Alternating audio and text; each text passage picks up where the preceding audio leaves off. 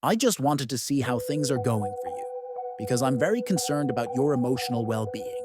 In addition, I wanted to ask you a very significant question and clarify something regarding this payment. Do I have to make this payment one last time? It's getting ridiculous, and I'm tired of paying money for this box. Exped Logistics and Anton are implicated in this breach, though, since my friend Sean, an investigator, has high-level contacts within the ports around Australia, and they all believe it was an inside job.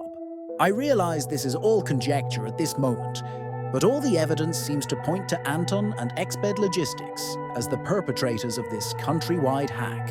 Something doesn't look right, and I also think that Exped Logistics has been extorting us ever since Anton started this cargo. Because Anton lives in the center of a conflict zone that is funded by Saudi Arabia, China, Russia, and Iran, I think he's involved in some sort of criminal activity in Yemen. Consider his flight characteristics.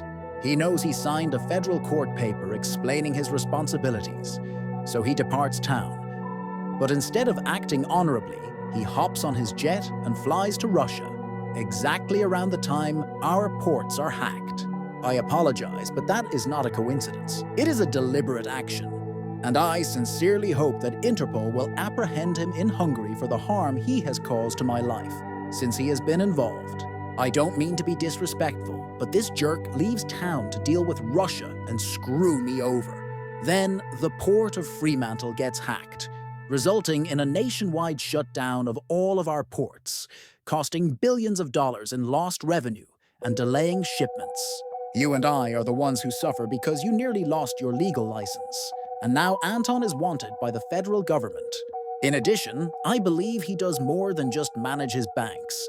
I've been using my intelligence sources here in Australia, and it has nothing to do with racism.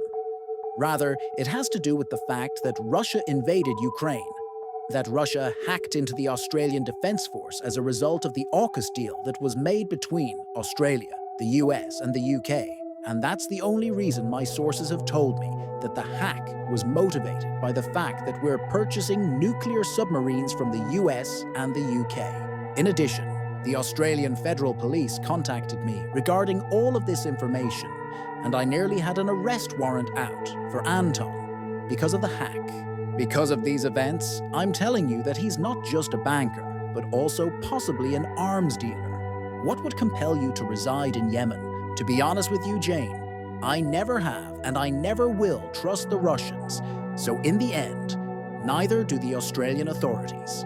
They are vile creatures that relish wrecking people's lives with their schemes, even on the front lines in Iraq and Africa.